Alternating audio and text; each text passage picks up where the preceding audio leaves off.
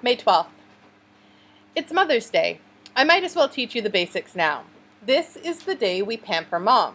That means she gets breakfast in bed. After she eats, we give Mom her presents. Later, we take her out to dinner.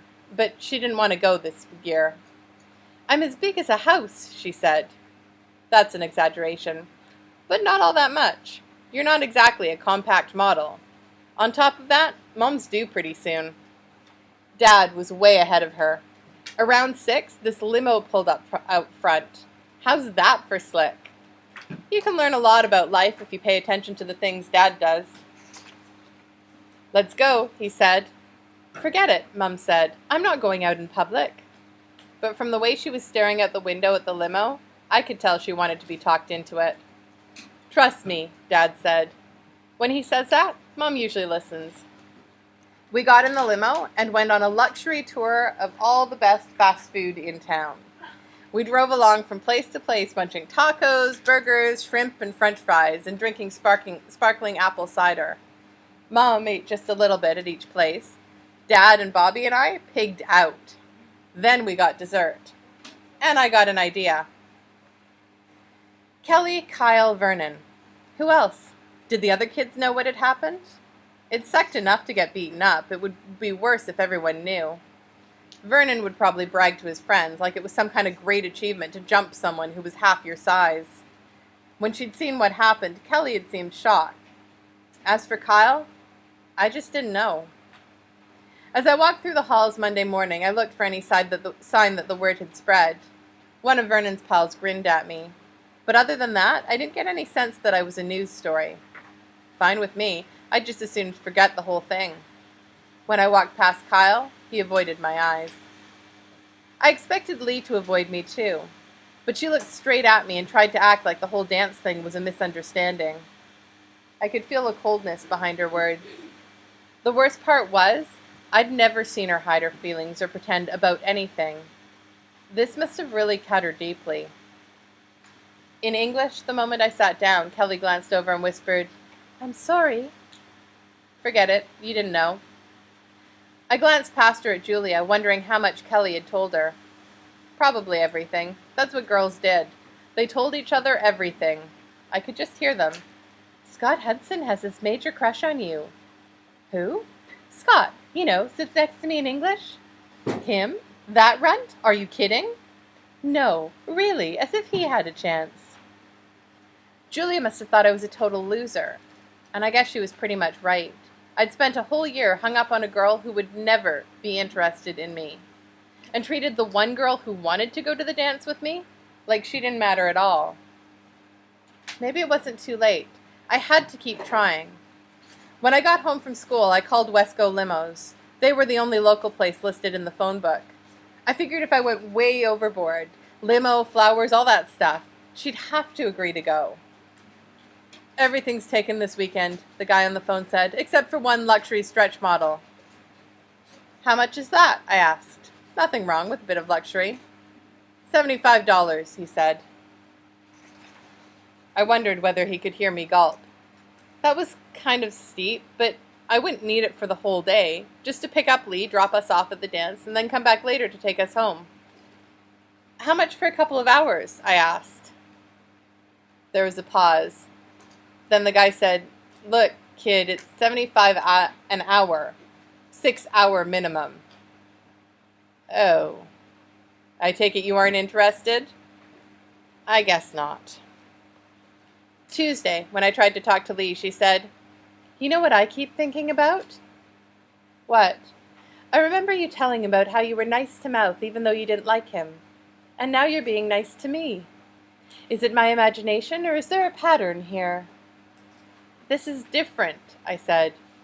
Those are just words, Scott. Words were all I had. I needed to figure out some way to make things right. I couldn't let her think I was just being nice. I tried again the next day.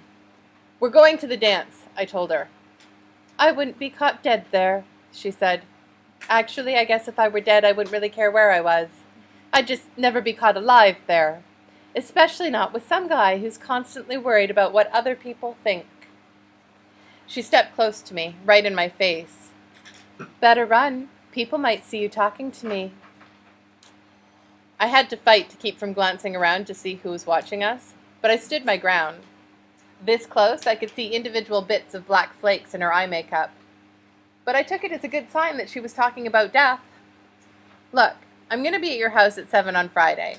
I'll wait out there all night if I have to, but I'll be there. Whatever makes you happy. Better bring a tent. 7, I said. I'm looking forward to it. Then, as she started to move away, I reached into my backpack and pulled out the heart-shaped box of Valentine candy that I'd been saving. What's that? She asked. It's not a locker. I held it toward her. And it's not a Valentine. But maybe it's a peace offering. She shook her head and walked away. But she took the candy with her. Dance or no dance, I still had a mountain of assignments to deal with. I was in my room after school trying to get stuff done when I heard these weird sounds. Hee, hoo, hoo. I went downstairs. Mom and Dad were in the living room. Mom was lying on the floor. Dad was sitting next to her with a checklist. You okay? We're fine, Mom said. Just practicing my breathing. Natural childbirth, Dad said. Right. I went upstairs, got my books, and headed for the town library. I didn't really want to be around them while they ran a dress rehearsal. I stayed at the library until I figured it was safe to go home. I was halfway there when a car skidded to a stop by the curb right in front of me. Vernon's car. It was my turn to make strange sounds. I expected a gang of his friends to pour out and rip me to pieces. Instead, Julia scrambled out and slammed the door. You jerk! She shouted. Vernon yelled back, but the words were drowned out by the sound of screeching tires as he shot away in a cloud of blue smoke. I didn't know which of us was more in shock. Julia looked stunned. She seemed like she was trying to figure out where she was. As she turned my way, I guess I was the first thing she recognized. Scott, you okay? I asked. I was halfway surprised that she remembered my name. She nodded. Her body jerked a couple of times as she bit back a sob. I took a step closer. Did he hurt you? She shook her head. It wasn't anything like that. He wouldn't hurt me. It's just, we fight. He gets angry, I get angry. It's been real bad the last couple of days. I'll walk you home. Thanks. She was quiet until we were about a block from her house. Then she sighed and said, Why does everything have to be so hard? I didn't have an answer for her. The silence returned as we covered the last block. Couldn't she see that she was way too good for Vernon? I thought about how I hadn't realized I'd changed. Maybe Julia hadn't realized how much she'd changed either. I wondered what images hovered in her mirror. An invisible girl? You're so lucky, she said when we reached her house. I had no idea what she meant. I waited for her to explain. Instead, she said, Kelly told me you'd asked about me. All I could manage was a nod.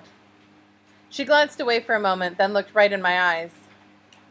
I guess you probably have a date for the dance? The words were right there if I wanted them. No, I don't have a date. It would be so easy.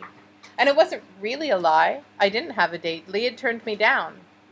To my credit, only a couple of seconds passed before I opened my mouth and killed 1,000 fantasies with one sentence. I've asked someone. My loss. She put a hand on my shoulder and kissed my cheek right where Vernon had hit me. Then she went inside. Damn. May 16th.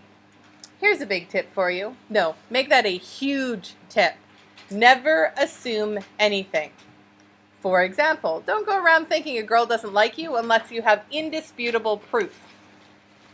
I guess that leads to a second tip. If you like a girl, tell her, because you have no way of knowing what she's assuming either. Hey, I bet you thought I forgot about the word for third from last. Did you make a guess? It's anti-penultimate. How's that for cool? I guess it might be a really handy word for you to learn, since you're the third from best kid in the family.